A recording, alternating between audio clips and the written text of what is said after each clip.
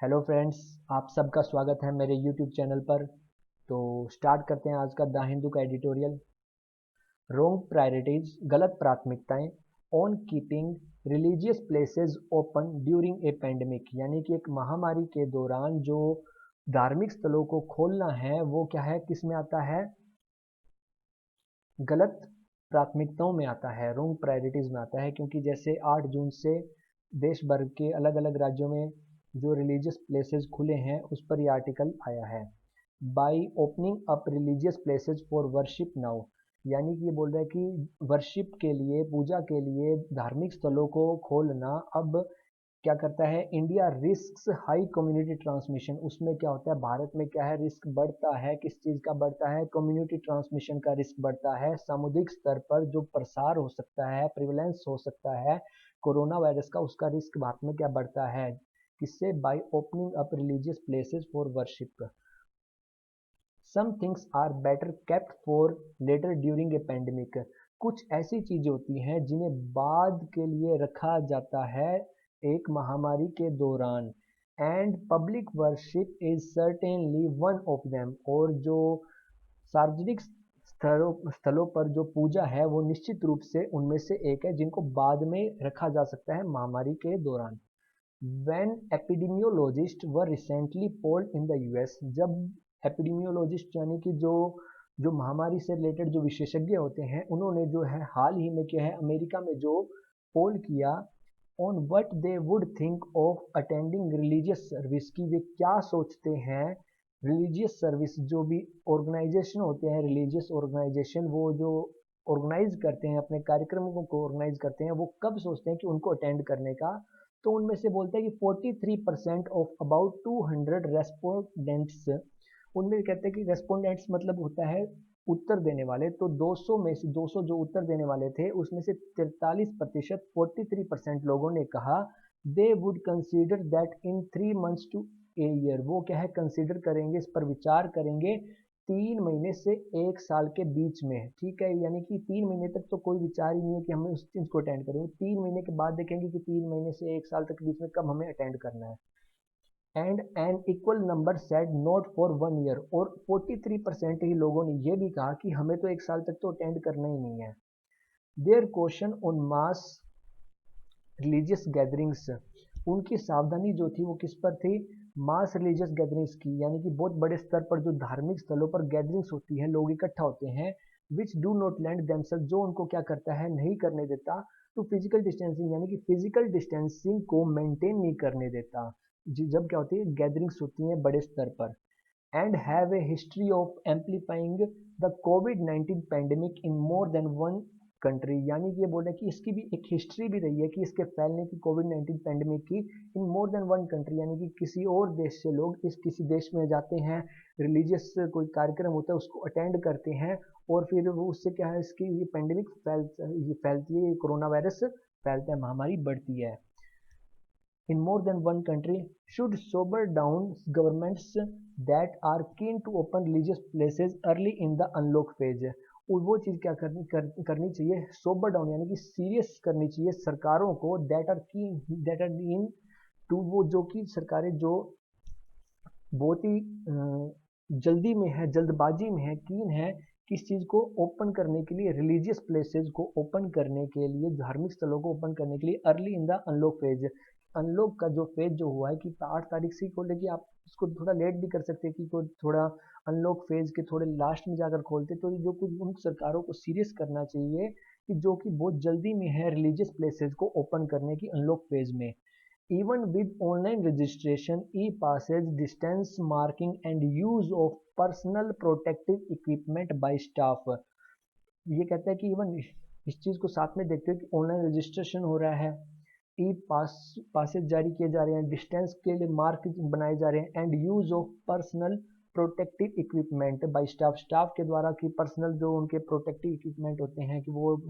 Mask पहन रहे हैं, कुछ और भी कोई किट पहन रहे हैं, तो वो उनके बावजूद ये कह रहा है gatherings in confined spaces go against the grain of infection prevention principle. जो गैदरिंग्स होती है इन कन्फाइंड स्पेसेस, यानी कि जो एक लिमिटेड जो स्पेस होता है जहाँ पर बंद होता है, उसके अंदर जो गैदरिंग्स होती है वो खिलाफ जाती हैं, गो अगेंस्ट किसके खिलाफ जाती हैं, द ग्रीन। ग्रीन का वैसे मतलब होता है ना, यहाँ पे बोल रहे हैं बेसिक जो होते हैं, बेसिक प्रिंसिपल जो होते हैं इन्फेक्शन प्रिवेंशन, इन्फेक्शन को रोकने के जो बेसिक प्रिंसिपल्स होते हैं उसके अगेंस्ट में जाती है जो गैदरिंग्स होती है एक कंफाइंड स्पेसेस के अंदर। It is heartening that some temple boards, it is heartening यानी कि यह मतलब खुशी देने वाली बात है कि दैट सम टेम्पल बोर्ड्स की कुछ टेम्पल बोर्ड्स जो हैं, चर्चेज हैं एंड इस्लामिक रिलीजियस बॉडीज जो हैं, जो इस्लाम से रिलेटेड रिलीजियस बॉडीज जो हैं वो हैव वाइजली, उन्होंने क्या किया है, have wisely decided to remain closed, उन्होंने क्या है समझदारी भरा ये क्या है निर्णय लिया है कि बंद रहने का निर्णय लिया है कुछ टेम्पल बोर्ड्स ने, चर्चेज ने, इस्लामिक रिलीजियस बॉडीज ने। As among the top 5 virus affected nations, India cannot afford to create conditions that lead to mass transmission. As among the top 5 virus affected nation, Bharat जो है दुनिया के जो 5 सबसे ज्यादा प्रभावित जो देश हैं वायरस से, उनमें उनमें टॉप 5 में है। एक्टिव केसेस के अंदर वैसे तो भारत 6 नंबर पे है कि टोटल केसेस के हिसाब से, एक्टिव केसेस के हिसाब से भारत 5वें नंबर पर आ गया है। India can not afford, Bharat क्या है अफोर्ड नहीं कर सकता है, किस चीज को अफोर्ड नहीं कर सकता, टू क्रिएट कंडीशन, ऐसी कंडीशन वो क्रिएट करे दैट लीड की, वो जो की चीज लीड करेंगी टू मास ट्रांसमिशन की, जो बहुत बड़े स्तर पर क्या है जिससे क्या है वायरस का ट्रांसमिशन होगा। The priority today is to refloat, refloat का मतलब होता है कोई जहाज जो फंसा हुआ है उसको फिर से तैराना। जो आज की जो प्रायोरिटी, आज की जो प्राथमिकता है वो क्या है, रीफ्लोट करने की प्राथमिकता है कि जो फंसी, किसको रीफ्लोट करने की आवश्यकता है, एक क्रिपल्ड इकोनॉमी, यानी कि जो एक इकोनॉमी जो है वो क्रिपल्ड का मतलब वो अपंग, यानी कि पिछले 5-6 क्वार्टर से पहले इकोनॉमी नीचे डाउन जा रही थी, फिर ऊपर से वायरस आ गया तो इकोनॉमी पूरी तरीके से क्या हो चुकी है, क्रिपल हो चुकी है। इस क्रिपल इकोनॉमी को सेफली तरीके से फिर से तैराना, फिर से मतलब इसको अपनी उस पे रोड पे ले आना, उसको चलाना, रिफ्लोट करना, वो आज की प्राथमिकता है। While postponing all optional activities to a time when there is better disease control and prevention and treatment courses, ये बोल रहा है कि जबकि पोस्टपोनिंग ऑल ऑप्शनल एक्टिविटी, यानी कि पोस्टपोन जो किया जा सकती है कि उन ऑप्शनल एक्टिविटीज को, यानी कि जो जरूरी एक्टिविटीज नहीं है, टू ए टाइम उनको एक टाइम तक पोस्टपोन किया जा सकता है, स्थगित किया जा सकता है। When there is better disease control, जब क्या है एक बेटर डिजीज कंट्रोल होगा हमारे पास, प्रिवेंशन होगा वायरस के ट्रांसमिशन को रोकने के लिए, and treatment courses are available, और जो ट्रीटमेंट के जो कोर्सेज हैं, इलाज की जो प्रक्रिया है वो हमारे पास उपलब्ध होंगी। The compulsion to unlock when infection have not peaked, the compulsion to unlock when infection have not peaked, ये बोल रहा है कि मजबूरी जो है अनलॉक करने की, जब जो है इन्फेक्शन ये अभी क्या है, अभी अपना पीक हासिल नहीं किया है। भारत में अभी डेली जरूर 10-10 हज़ार केसेस आ रहे हैं, लेकिन अभी इसका पीक नहीं आया है। लेकिन यही बोल रहा है कि द कंपल्शन, जो मजबूरी है टू अनलॉक करने की, व्हेन इन्फेक्शन, जबकि अभी तक क्या है इन्फेक्शंस ने अभी तक अपना पीक हासिल नहीं किया है। A significant section of whom have health vulnerabilities such as diabetes, ये बोल रहा है कि एक सिग्निफिकेंट जो एक सेक्शन है जिस पर ज़्यादा ध्यान देने वाली बात है, ऑफ whom have, जिनमें क्या होती है vulnerabilities का मतलब होता है कमजोरियां होती है, जैसे कि सच एज डायबिटीज, जैसे डायबिटीज के जो मरीज होते हैं वो उनको उनको बोला है, उस सेक्शन को बोल रहा है। Going by ICMR linked studies की, आईसीएमआर की जो लिंक्ड स्टडीज है उसकी उसकी तरफ जाते हुए उसको उसको ध्यान में रखते हुए उसको पढ़ते हुए, going by ICMR linked studies, the disease burden for diabetes also has grown 80% since 1990। ये बोलता है कि 1990 से जो आईसीएमआर की जो हम स्टडी से हम करते हैं कि जो अकेले डायबिटीज ने क्या है अपने 80% से अधिक मरीजों को, मरीज उसके बड़े हैं अकेले डायबिटीज के, highlighting the enormous risk of virus exposure, की उस चीज को हाईलाइट कर दिया कि इन लोगों पर क्या है बहुत ही बड़ा रिस्क है वायरस के एक्सपोज होने का। Millions of such citizens now face aggravated community transmission, लाखों ऐसे जो नागरिक हैं वो क्या है फेस करते हैं इस प्रकार के कम्युनिटी ट्रांसमिशन को, वो फेस कर सकते हैं, वो फेस करते हैं। after pursuing a lockdown strategy that had low impact on the infection curve. After pursuing यानी कि फॉलो करने के बाद, क्या फॉलो करने के बाद, ए लॉकडाउन स्ट्रेटेजी को फॉलो करने के बाद, दैट हैड जिसका क्या है, एक बहुत ही लो इम्पैक्ट रहा, कम प्रभाव दिखा ऑन द इन्फेक्शन कर्व, जो इन्फेक्शन कर्व हम लोगों ने लॉकडाउन किया उस स्ट्रेटेजी अपनाई, वो इन्फेक्शन कर्व जो फ्लैट हो जाना चाहिए था या नीचे की तरफ आ जाना चाहिए था, वो इन्फेक्शन कर्व है उस पर क्या, उस पर उसका लॉकडाउन स्ट्रेटेजी का उसका कम प्रभाव दिखा। बट मैनी नेगेटिव आउटकम्स, लेकिन कई प्रकार के जो है नकारात्मक परिणाम आए। India needs to draw up its unlock priorities carefully, Bharat को क्या है ध्यान रखने की आवश्यकता है, इट्स अनलॉक प्रायोरिटीज की, उसकी जो अनलॉक करने की जो प्रायोरिटीज है उसको ध्यान में रखने की आवश्यकता है। It must show the political will to enforce norms on public behaviour, इसमें क्या दिखना चाहिए, इसमें क्या दिखना चाहिए, इसमें पॉलिटिकल विल दिखना चाहिए, एक राजनीतिक जो विल होती है वो दिखना चाहिए कि इन्फोर्स किया जाए, लागू कराया जाए नॉर्म्स को, जो कानून है, जो रूल्स हैं, ऑन पब्लिक बिहेवियर, पब्लिक में जो लोग निकलते हैं, जो लोग मार्केट में जा रहे हैं, बाहर निकल रहे हैं, उस पब्लिक बिहेवियर के अंदर उन नॉर्म्स को, उन नियमों को लागू कराया जाए, इस प्रकार का पॉलिटिकल विल दिखना चाहिए हर सरकार की तरफ से, हर राज्य सरकार की तरफ से। सच एज मास्क वेयरिंग, जैसे कि मास्क को पहनना, एंड फिजिकल डिस्टेंसिंग मेंटेन करना, yet the scenes from many cities coming out of lockdown, फिर भी जो ये कह रहा है कि हालांकि जो जो सीन्स आए हैं किसमें, कहाँ से, फ्रॉम मैनी सिटीज, कुछ सिटीज से, कमिंग आउट ऑफ लॉकडाउन, जो सिटीज लॉकडाउन से धीरे धीरे बाहर आ रही हैं अनलॉक फेज के अंदर, इंक्लूडिंग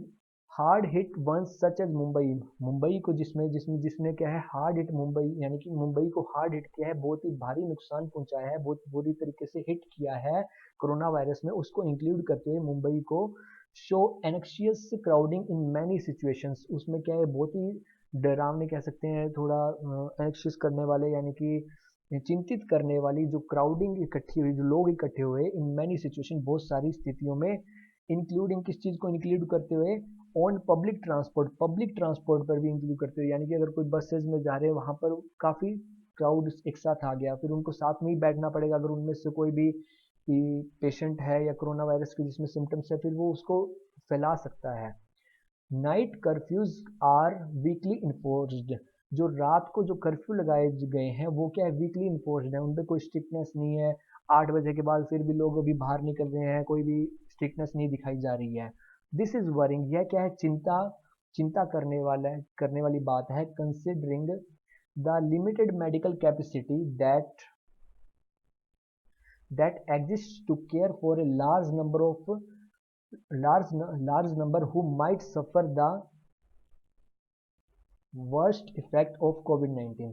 तो ये बोल रहा है दिस इज वरिंग, ये चिंता मतलब चिंता में डालने वाला है, कंसिडरिंग इस चीज पर विचार करते हुए, इस चीज को ध्यान में रखते हुए, द लिमिटेड मेडिकल कैपेसिटी की, मेडिकल कैपेसिटी जो है भारत की जो क्षमता है वो लिमिटेड है, दैट एग्जिस्ट जो इस टाइम भारत के पास है, टू केयर करने की, for a large number of बहुत ज्यादा लोगों की जो केयर करने की जो कैपेसिटी है भारत की वो लिमिटेड है, कौन से लोगों की, who might suffer the worst effect of COVID 19, यानी कोविड 19 जिसमें सांस आना बंद हो जाता है, यानी कि बहुत ज़्यादा ही बुरे सिम्टम्स दिखते हैं, कि वर्स्ट इफेक्ट दिखाता है कोविड 19 की, उन लोगों की जो केयर करने की भारत की जो क्षमता है वो क्या है, लिमिटेड है।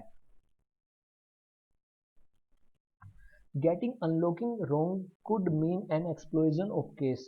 अनलॉक करना गलत तरीके से अनलॉक होना कर सकता है, क्या कर सकता, किसका हो सकता है, क्या मतलब हो सकता है, mean N explosion of cases, यानी कि एक एक्सप्लोजन हो जाए, यानी कि एक विस्फोट हो जाए केसेस का, विच WHO यानी कि World Health Organisation has warned, जिसके बारे में वर्ल्ड हेल्थ ऑर्गेनाइजेशन क्या है, वॉर्न कर चुका है, remains a possibility in India Pakistan and Bangladesh की, अभी भी एक पॉसिबिलिटी बनी हुई है कि भारत पाकिस्तान और बांग्लादेश में, क्योंकि डेंसिटी बहुत ज़्यादा है, लोग एक साथ बहुत ज़्यादा रहते हैं और फिजिकल डिस्टेंसिंग मेंटेन नहीं हो पाती, और WHO इस बारे में क्या है, वॉर्न कर चुका है, रिमेन्स इम्पॉसिबिलिटी की, एक पॉसिबिलिटी है भारत पाकिस्तान और बांग्लादेश में कि एक एक्सप्लोजन हो जाए, केसेस का विस्फोट हो जाए। National policy should not put the cart before the horse, जो जो राष्ट्रीय स्तर पर जो पॉलिसी जो होती है वो क्या नहीं होनी चाहिए, वो एकदम सीरियस प्रकार की, ऐसे नहीं कि हल्के में हो, उसको सीरियस तरीके से वो होनी चाहिए। by prioritizing activities such as worship at public places, जैसे कि पब्लिक ये जो उसको प्राइवेटाइज कर उसको प्रायोरिटी दे रहे हैं एक्टिविटीज को, such as worship at public places, जो पब्लिक प्लेसेस पर जो पूजा है उसको प्रायोरिटी दे रहे हैं। ये चीज नहीं होनी चाहिए इसमें राष्ट्रीय स्तर की पॉलिसी में।